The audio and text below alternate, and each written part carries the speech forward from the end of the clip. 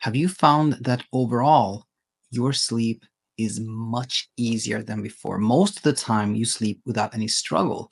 However, there is this one final hurdle to get over to arrive where you want to be, the land of peace and peaceful sleep. This may be that you still can't nap. This may be that you're still waking up an hour earlier than you'd like to. This may be that every fourth night you still have choppy sleep. Or this may be that when you have to travel or there's some event the next day, then you still struggle. Whatever that last obstacle is for you, we call it the final insomnia hurdle. And if this resonates with you, that's perfect, because that's exactly what we're going to talk about in this episode. Welcome back to this episode of Insomnia Insight, which I hope, as always, will bring a ton of value your way. It was actually inspired by a call I was in, I would say last week. It was in the Insomnia Immunity program. It was a group coaching call, and we had one student who said that overall she was sleeping much easier. Things had gotten so much better for her. However, every fourth night or so, she would feel things were different. This was the night when she wasn't going to sleep. And then that became the self-fulfilling prophecy where she had choppy sleep. And she was wondering, how does she get over this last hurdle on her way to land of peaceful sleep? And there were some ideas that that were brought up during that call that I really want to share with everyone in the community about how to meet this final hurdle. But before we go there, I just want to say that this is sort of an update on the final hurdle teachings. The final hurdle concept was actually introduced in Insomnia Insight number 421, which I just reviewed, and I think is still very relevant.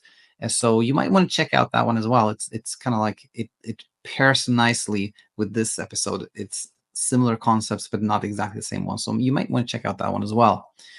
But again, the final hurdle is when we are in a situation somewhat like this one, that overall things are so much easier, but there's just this one thing that is still bothering us. It's that we can't nap, or every fourth night we have a choppy night, or we wake up too early, or we struggle before we travel, something like that. It's essentially that there's just this one thing standing in our way. Another way to express this is us thinking that if I could only fix this last thing, then insomnia would be over. It's this final hurdle.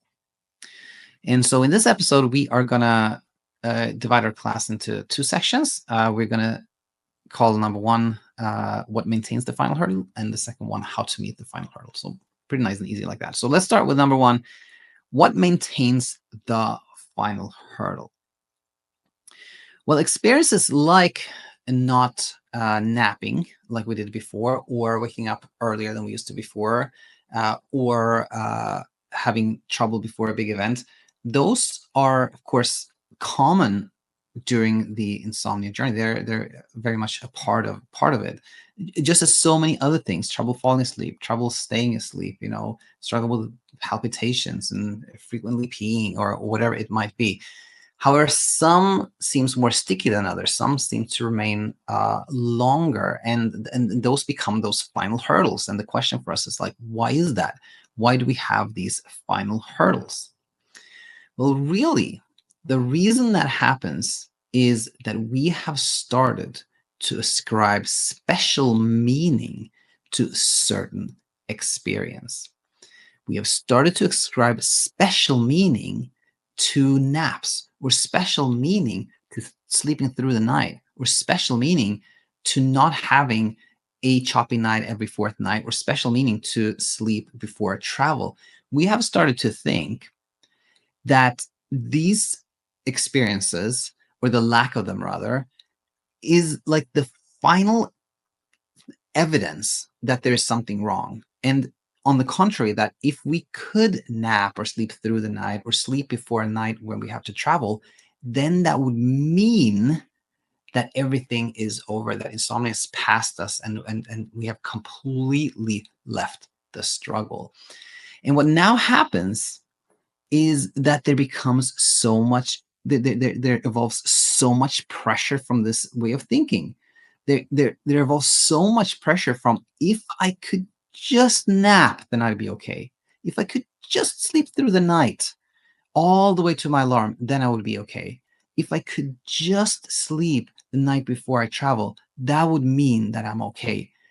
This builds up so much pressure that exactly what we want to happen doesn't happen. Or another way to put that is like, exactly what we want to get out of our way, leave our path, stays in our path. So the final hurdle is maintained by us thinking that this particular hurdle has special importance and it's important for us to get over it.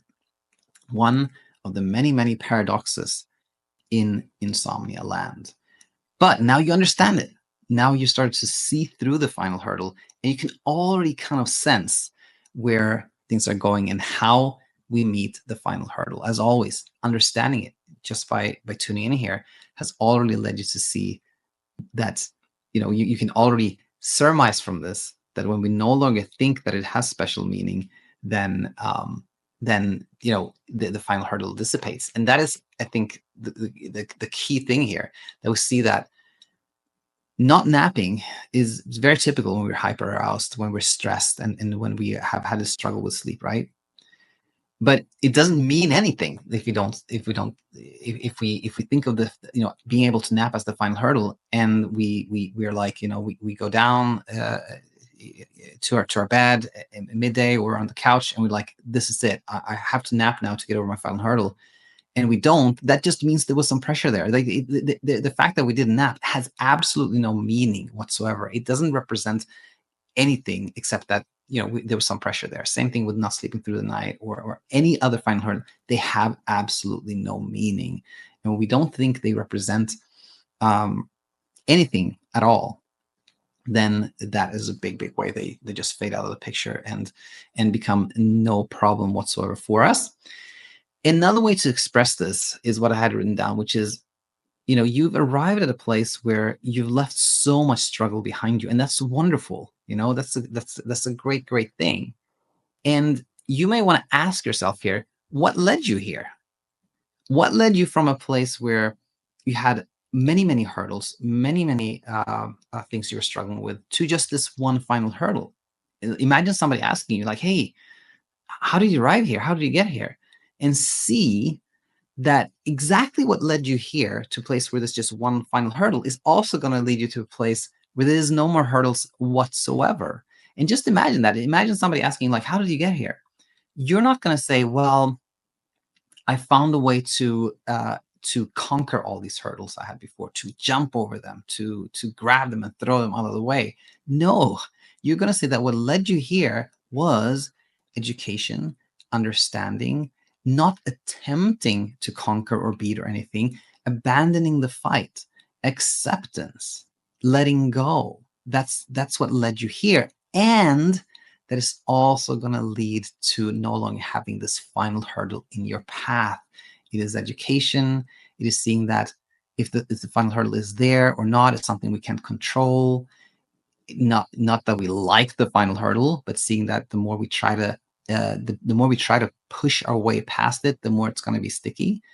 All the same teachings that led you here is going to lead you to where you want to be, which is a place of peaceful sleep and peace of mind. And this is how we meet the final hurdle, the same way we met all the other hurdles. I hope this made a lot of sense to you. Let us know, as always, in the comment section what you thought, if this resonated with you. And I look forward to seeing you in the next episode. Hi there, it's me, Coach Daniel. And I wanted to say thank you to everyone out there who is spreading the word. You know what I've noticed in the last 6 months to 12 months or something like that is when I ask people how they found us, one of the most common answers is, somebody told me on Reddit. And every time I hear that, it really warms my heart. It makes me so glad to hear that someone went out of their way to tell a fellow human about the Sleep Coach School.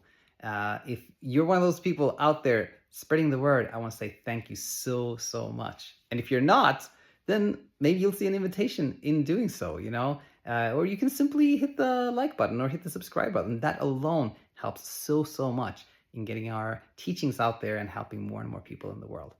That was all I want to say here. Thanks so much for tuning in, and can't wait to see you again.